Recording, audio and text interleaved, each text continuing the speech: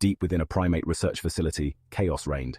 Activists stormed the labs, demanding freedom for their evolutionary brethren. We have to free them. They don't belong in cages. They smashed cages, unaware of the sleeping monster they were about to unleash. One chimp, infected with a genetically modified virus, carried within it the seeds of mankind's destruction.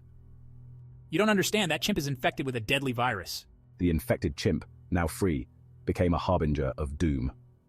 The virus spread like wildfire, leaping from animal to human, city to city. Within days, civilization crumbled. And amidst this maelstrom of horror, a lone figure began to stir, oblivious to the nightmare that awaited him. Jim's eyes flickered open, white, sterile. The harsh fluorescent lights above made him squint. The steady beep of a heart monitor filled the room, a rhythmic reminder of life. He was in a hospital bed. Why? The fog of a medically induced coma slowly receded, leaving behind a haze of confusion. Jim, where am I? His voice was hoarse, barely a whisper. He sat up, swinging his legs over the side of the bed, his bare feet meeting cold linoleum. The chill sent a shiver up his spine. The hospital was eerily silent.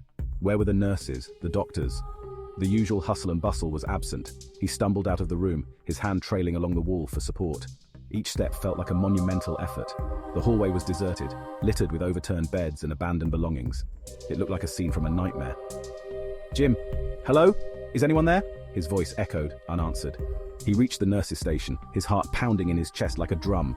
Papers were scattered everywhere, phones lay off the hook. It was as if everyone had left in a hurry. Jim, this can't be happening. His mind raced with possibilities, none of them good.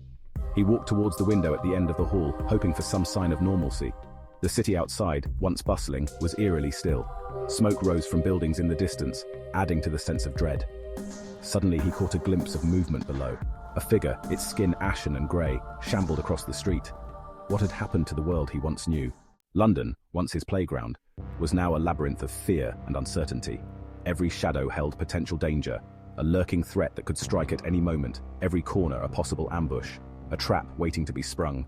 Days blurred into nights as he scavenged for food, water, and anything to survive. The once bustling city was now a ghost town. The silence was deafening, broken only by the rustling of rats and distant moans of the infected. The eerie sounds echoed through the empty streets. Jim, I can't keep doing this. I need to find someone, anyone.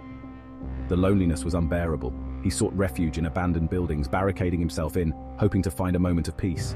Sleep, when it came, was fitful, haunted by nightmares of the infected. The fear never left him, even in his dreams. The guilt of not knowing what had happened to his loved ones gnawed at him, a constant ache in his heart. Jim, Mom, Dad, where are you? His voice echoed in the emptiness, unanswered. One day he stumbled upon a library, its shelves still laden with books, a relic of the past. He spent hours poring over them, desperate for any information about the virus, hoping for a clue. He found nothing but scientific journals filled with jargon and news articles confirming his worst fears. The information was overwhelming and disheartening. The virus was real, it was global, and it was unstoppable. The realization hit him like a ton of bricks. Jim, there's got to be a way out of this. There has to be. He clung to a sliver of hope, refusing to give up. The infected were everywhere. They roamed the streets, drawn to sound and scent, their eyes burning with a primal hunger. Jim had learned to avoid them, to move silently, to blend into the shadows. Every step was calculated, every breath measured. The world had become a place where the slightest mistake could mean death. Jim, I had my first kill in a deserted supermarket.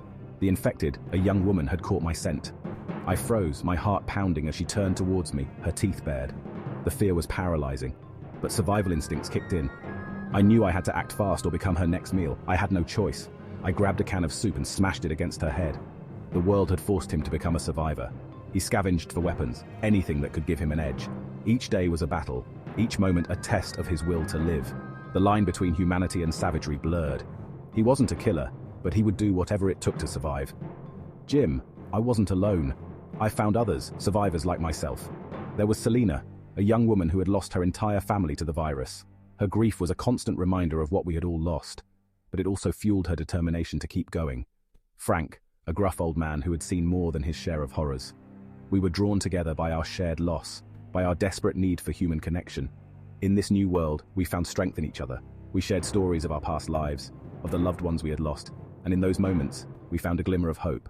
To be continued.